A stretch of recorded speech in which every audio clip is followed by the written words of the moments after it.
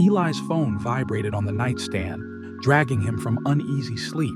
The screen glared with a government alert, its urgent red glow painting the ceiling with shifting shadows. He blinked, disoriented, as the city's distant sirens bled through the window. Beside him, Ava was already sitting up, her silhouette tense and still against the trembling light. He reached for the phone, hands shaking. Emergency warning. Seek shelter immediately. This is not a drill. Ava's voice was barely more than a breath. What's happening? He shook his head, mind racing. I don't know, but we need to move. Outside, the hallways echoed with hurried footsteps and shouts. Neighbors clutched children and bags, faces pale in the emergency lights. Eli and Ava dressed quickly. Ava grabbed her grandmother's locket from the dresser, fastening it around her neck with trembling fingers.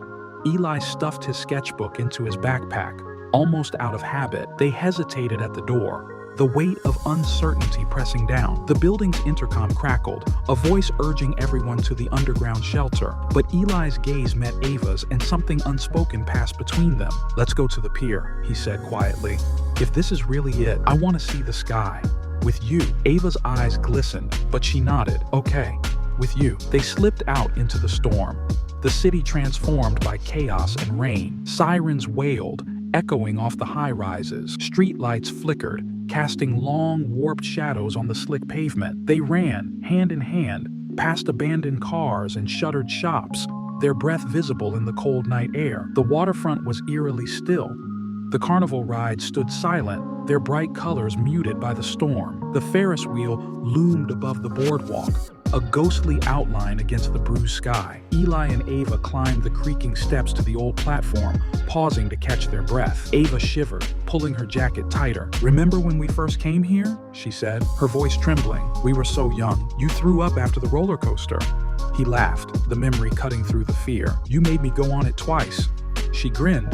I knew you were a keeper. A deep rumble shook the ground, distant but unmistakable. Far across the bay, a strange glow shimmered on the horizon, flickering like a heartbeat. Eli wrapped his arms around Ava, holding her close as the wind whipped around them. If this is the end, I'm glad I'm with you, he said, his voice steady. She pressed her forehead to his, their breath mingling in the cold. Me too. I wouldn't want to be anywhere else.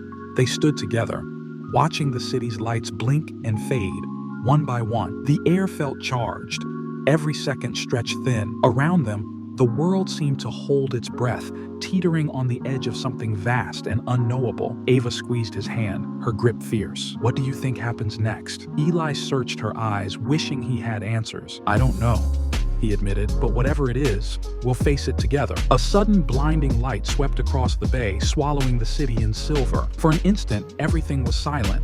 No rain, no sirens.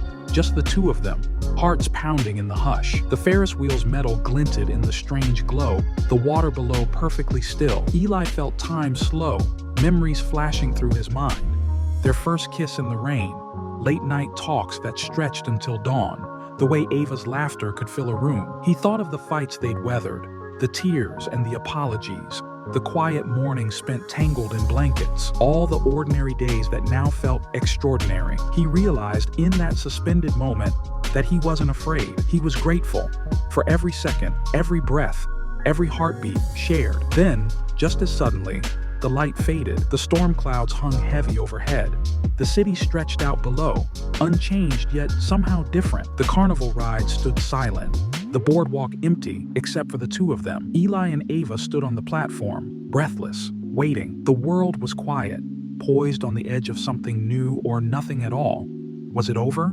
Had it even begun? They looked at each other, uncertain but unafraid. Ava's eyes searched the horizon, as if she could read the future in the shifting clouds. Eli squeezed her hand, anchoring himself in the present. The rain began again, soft at first, then steady. The city lights flickered back to life, tentative and pale. Somewhere in the distance, a siren wailed, but it sounded almost ordinary now, part of the city's restless song. Eli pressed a kiss to Ava's forehead, and she closed her eyes, leaning into him. They stood together, holding on as the world spun quietly beneath their feet, both wondering what the next moment would bring. And as the dawn crept over the water, neither dared to speak, both listening for the answer in the hush between heartbeats.